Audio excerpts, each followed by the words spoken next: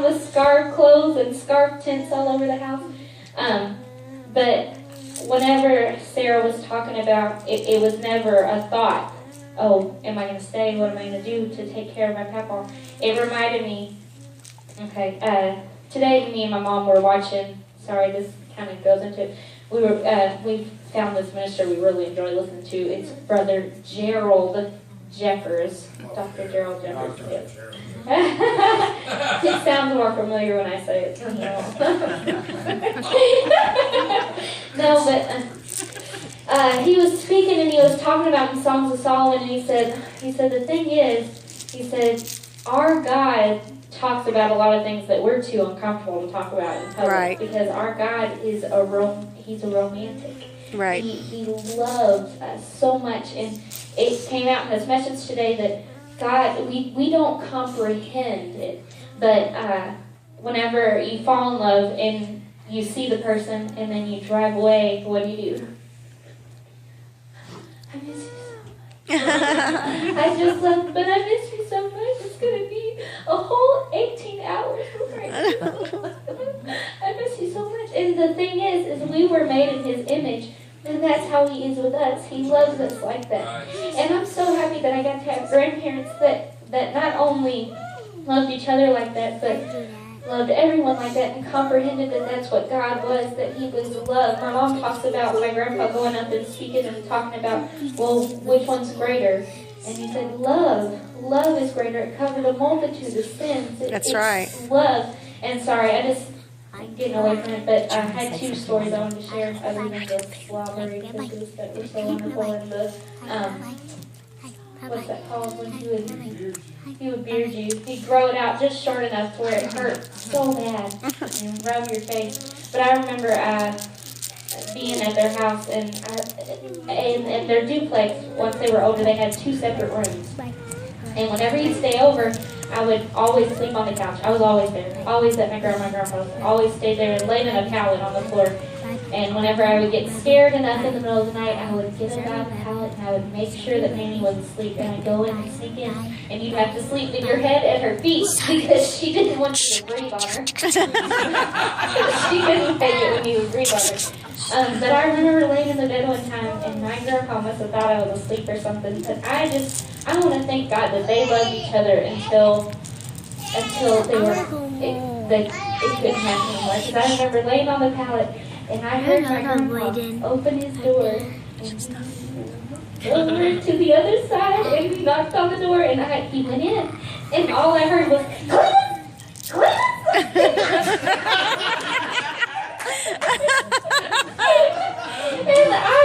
and it just makes me so happy to know that they love each other so much. And she would walk him back over to his room, and I know that's too much, but our God talks like that, so right. We can talk like that. We get it from Him.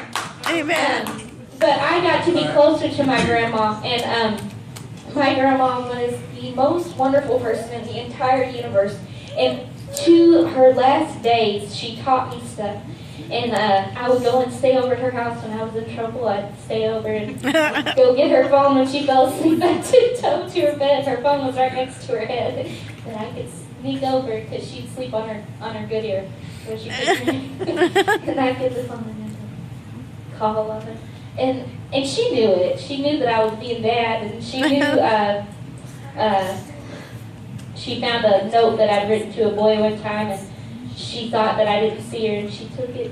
She went to her kitchen and hid it, but she never said anything bad about you. And for that matter, she never told on you. When she had plenty of things to tell on you for, she never did. She just prayed for you. Right. And it worked.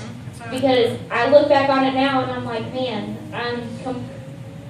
where I should be and where I am is just, it's completely different. But to her last days, she wasn't able to get out and go to church, and we were going to church about 45-minute drive, and it's been heavy on me, and she's taught me. I used to be all about, okay, I've got to get to church 2 hours early so that I can practice for music, and then there's prayer, and then there's this, and then there's that, and there's that, and that. And whenever there was one service that we didn't have to be there early for prayer, and so I called, I was like, oh, maybe my nanny will want to go to church, and I called her, and she was like, okay. And she said, well, you'll bring me back and blah, blah, blah. And all I remember thinking was being nervous that if she were to get sick that I would have to bring her back and I would have to leave and not sing on the platform and all these things. And I look back on it and she taught me so much that that's not what it's about. Right. You know, you can go to church and you can have beautiful music. And that's all fine and dandy, but if it comes in, it interferes with bringing a soul to church, that's not what it's about. That's not what you're at church for. You're not at church for your music to sound perfect. You're not at church for every note to sound perfect. It's okay if you get up there and you squeak. It's okay if you get to church and you're not in time enough to sing on the platform at all. Right. It's okay if you go to church and you're not right on time because you were bringing somebody in, and it's been so heavy on me, and I want to thank her for teaching me that, because I don't want to ever be that person again. She changed me in her last days. I don't want to ever be that person again where I forget what I'm going to church for. I'm not going to entertain, and I'm not going to put on a show. I'm not going to make everybody out there feel happy, but I'm going to bring somebody that's hurting and is tired, to bring them rest and to bring them rejuvenation.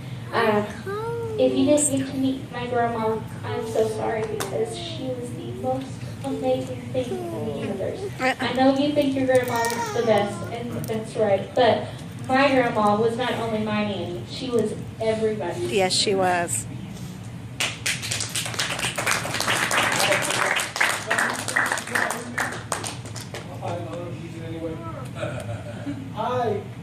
As everybody knows, I'm not originally from this area.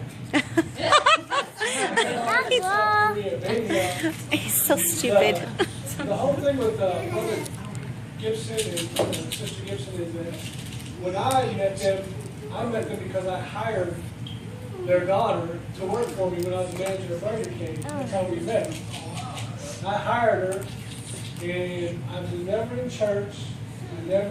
I think I remember going to Sunday school when I was a little kid, maybe one time. I don't remember anything. But I wanted to date her, and so when I could date her, she said I had to go to church with her. And I said, really? She said, yeah, you have to come to church with me, and we'll see how it goes. I'm like, so, okay, long story short, here we are. So she got me into church, and then from then on, like I said, Brother Gibson, my son-in-law, said, you don't know how many times he got me with that. I would be all the way, I'd be pretty far away. He said, hey, I come running back. And he said, how far would you have been if I would have called you back? And they would drive me nuts. I don't know how I felt that. I knew he was going to do it. I would still run over there. I just kicked myself because of it. But anyhow, he would, what was it? When I would go to her house, I would drive all the way from Jeffersonville to Shepherdsville every day to see her. And she would go to sleep. And I'd spend the whole time talking to her and Sister Gibson.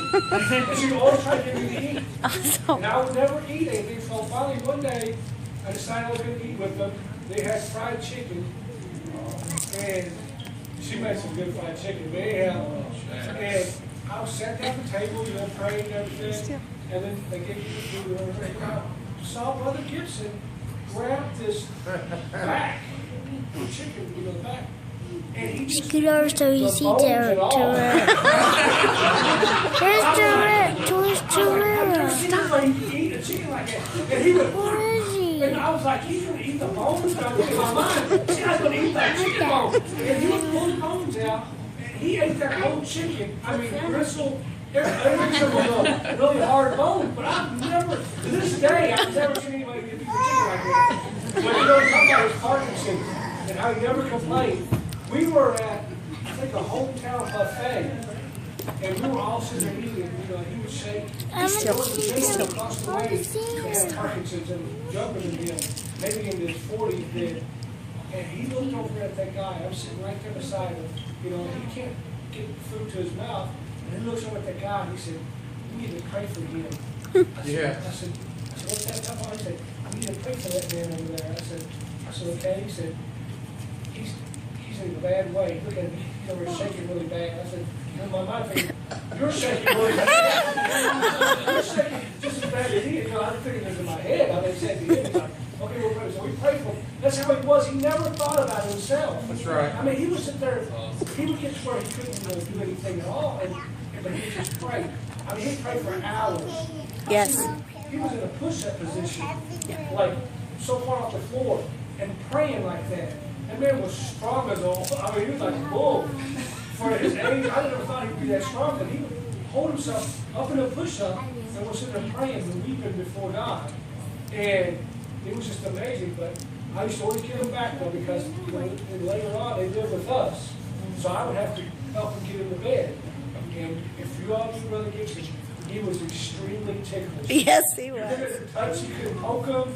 So that's how I get him back all the time. Every day he would just look at me and start laughing first thing in the morning. Because in his mind he's thinking what he's going to do to me that day. So I'm like, I'll get him back at night. I tuck him in, I put him in the bed. I said, "Are you okay, Papa?" He said, "Yeah." And I would just tickle his feet. And he could not do anything. He just said, "Stop. This is for what you did earlier today." That's what I do. I would tickle his feet. And Sister Gibson, my mom left me when I was 13 years old. She just up and decided she didn't want to be with us anymore. But I mean, I couldn't do it at 13 years old, so she left. And Sister Gibson became my mother. She pretty much took care of me, and I would do everything I could to aggravate her. And I would, just do stuff just to get on her nerves, because whenever she would get mad, she'd call me Randall Charles, which I don't even know. My middle name is not Charles. I don't even know who Randall Charles is, but that's how I knew when I got to her. Because she'd say, "Randall Charles," and then she would tell everybody, said, "My son-in-law could do everything but take out the trash." And I hate taking out the trash, but she would always say that. He didn't do anything but take out the trash. He's a good guy, but he didn't take out the trash. But I miss him. I mean, I was so lucky that they stayed with me. That was an honor to take care of them later on in life, because, I mean, they blessed us. Like I said, my kids, the way they turned out, God keeps blessing me. I got the one that's really bad. That's my grandson. The one that screams. He is, he's so precious. He's got this dolphin scream. And he's close to your eardrum. I don't know why. But like I said, I wish that everybody had a chance to meet them. Because like I said, if you would have met them just for an hour, it would have enriched your life. Because That's right. Like I said, his funeral, I've been to funerals and something like that, but that funeral, when I went to his funeral, I've never seen that many people that he touched. Every people that came, they were on vacation in Florida, drove straight from Florida. Right, yes. All the way up, non-stop, to be at his funeral because the effect that he had on everyone's lives. I mean, he touched so many people. And like that church was packed wall to wall, all the way around. And the funeral director said that they had over 2,000 something names in the book. And he said, according to all their facts and stuff, that that's usually only half of the people that's there, because a lot of people can't get to the book to sign it. He said, so at least 4,000 to 5,000 people showed up for this man's funeral. That's how many people that he touched During the whole time. in his ministry and in his life. And like I said, if I could be half the man that he was, I mean, that would be amazing, just to be half the man that that man was. And like I said, Nanny was Nanny, and she couldn't do any wrong in my eyes. I mean, I tried to baby her, but like I said, I do everything I could to aggravate her too. That was like her little crooked finger. She pointed at you because she had arthritis in her little finger. Never pointed straight. And she said, "You better do what I tell you to do." And I appreciate all of y'all coming out. Like I said, it was good to see Billy. And you said that I don't have any feelings, and I said your friendship. The first time though, she'll tell you. Oh, yeah, that's right. Who you were. And she was like, I'm going to go with Billy. I said, "Who's Billy?" And she told me, I was like, I got furious. I got over that. No, I got over a few things too. Yeah. I love you to death, brother. Like I said, I bless you. I love my nieces. They still can't beat me at soccer, so no way. I can They now. got killed me playing soccer one time. That was back when I was a lot sliver. In fact, that picture that they showed up there, I wish I looked like that up there. But I love the Lord. I'm thankful for Brother McCobiac. It's so good to see you again. It's been a long time, brother. Long time. I love you. Keep up the good work.